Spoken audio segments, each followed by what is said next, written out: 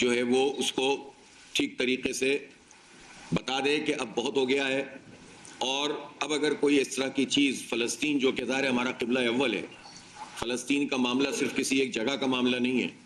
یہ ہمارے ایمان کا معاملہ ہے، پوری امت کیا ہر باضمیر انسان فلسطینیوں کے ساتھ کھڑا ہوا ہے، تو پھر یہ اتحاد اب آنکھیں دکھائے بھی اور کچھ کرنے کے لیے اعلان بھی کرے کہ اگر مزید کوئی ایسی حرکت نتن یاہو کی طرف سے ہوتی ہے جو ظلم پر مبنی ہو تو پھر اس کا بھرپور جواب بھی دیا جائے گا۔ اس وقت ملک کی جو صورتحال ہے اس میں ہم نے یہ بات بالکل واضح ہو گئی ہے، اور اب چونکہ حکمران اتحاد کی طرف سے بھی جو پی ڈی ایم ہے اصل میں، اس کی طرف سے بھی یہ بات سامنے آ گئی ہے کہ یہ نظام چل تو نہیں پا رہا،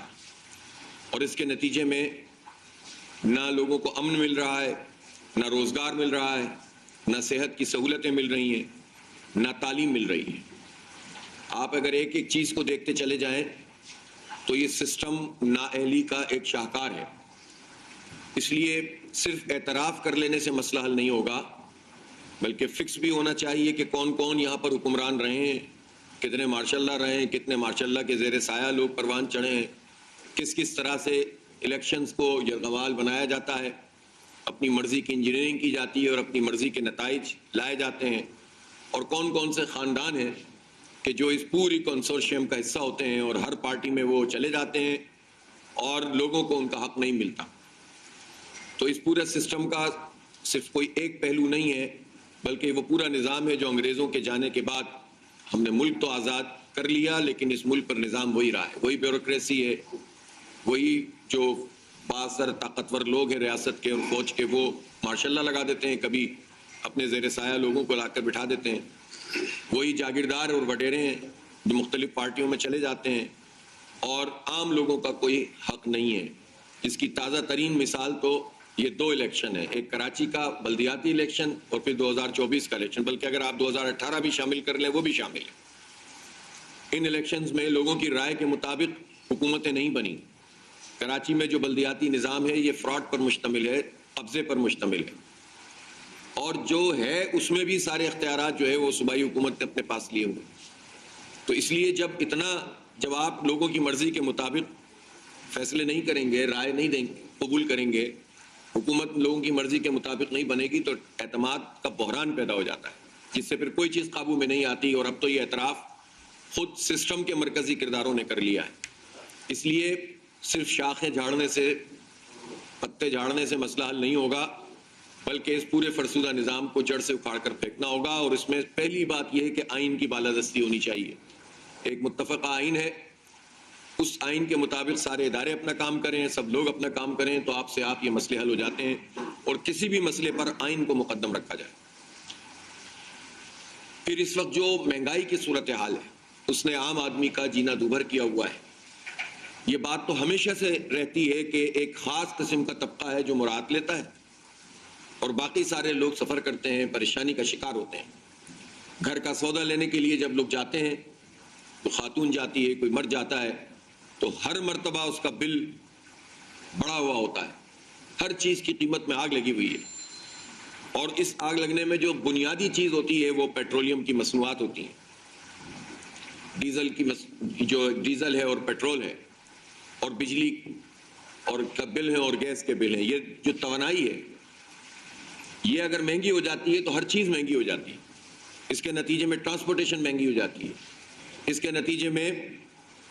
انڈسٹری کے لیے کمپیٹ کرنا مشکل ہو جاتا ہے، بے روزگاری بڑھنا شروع ہو جاتی ہے، اور پھر یہ پیٹرول کی قیمت بھگتتا کون ہے؟ اب تو یہ بات سب کو سمجھ میں آ گئی کہ 327 روپے اس وقت پیٹرول کی قیمت ہے۔ آج 327 روپے میں سے 130 روپے 30 پیسے ٹیکسز ہیں، جس میں 80 روپے کی لیوی اور پھر لینڈ فریٹ اور پھر اسی طرح سے کسٹم ڈیوٹی اور پھر مارجن ڈیلر کا، اور اس طرح کے جو 4-5 ٹیکسز ہیں وہ لگے ہوئے ہیں۔ اوریجنل قیمت جو ہے 197، وہ بھی ہماری حکومت بتا رہی ہے، پتہ نہیں اس میں بھی کیا کیا ہوگا، لیکن چلو 197 آپ مان لیں۔ تو وہ جو لوگ سوال کرتے ہیں کہ کیسے قیمت کم ہو جائے گی، تو ان سے ہماری گزارش یہ ہے کہ وہ ذرا پڑھ لیا کریں، وہ ذرا جو ہے وہ چیزوں کو دیکھ لیا کریں، جہالت پر مبنی بیانات دینے سے تو مسئلہ حل نہیں ہوتا. یہ 80 روپے کی لیوی کا پیٹرولیم کی قیمت سے کیا تعلق؟ پیٹرولیم کی جو لیوی ہے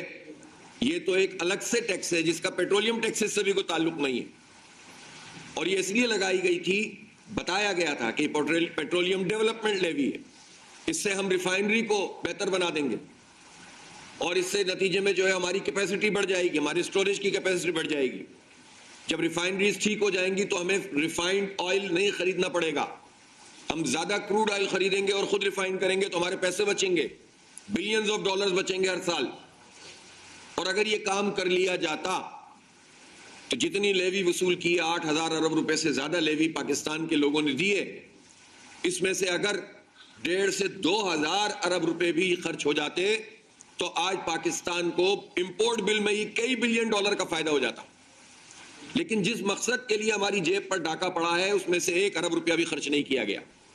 اس کا کون ذمہ دار ہے؟ جتنے عرصے سے لیوی لی جائے ہر حکومت اس کی ذمہ دار ہے. اور اس حکومت نے تو حد کر دی ہے، ایک سال میں 1,900 ارب روپے 1,900 ارب روپے وصول کیے ہیں. کن لوگوں سے؟ اس لیوی کی مد میں، صرف باقی ٹیکس نہیں، صرف لیوی کی مد میں. کن لوگوں سے؟ طالب علموں سے کہ جو موٹر سائیکل چلاتے ہیں، کروڑوں کی تعداد میں اس وقت پاکستان میں جو موٹر سائیکل چلاتے ہیں، ان ڈرائیو کا کام کرنے والے، فوڈ ڈیلیوری سپلائز کا کام کرنے والے، مزدور، کسان، عام آدمی، غریب، مڈل کلاس، میڈیا ورکر،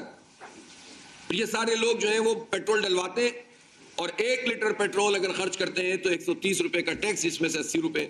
اور یہ تو 80 روپے ابھی کبھی یہ بڑھا دیتے ہیں، 100 روپے لیوی کر دیتے ہیں، کبھی 90 کر دیتے ہیں، کبھی 120 کر دیتے ہیں. جیسے جیسے ان کے گھر کی بات ہے کہ جو چاہیں کرتے رہیں اور لوگوں کی جیب پہ ڈاکہ ڈالیں. اور وہ پیسے کہاں استعمال ہوتے ہیں؟ وہ پیسے اس نااہلی میں استعمال ہوتے ہیں کہ جو FBR کی نااہلی ہے، جو اپنے ٹیکس پورے نہیں کر رہا. حکومت کی نااہلی ہے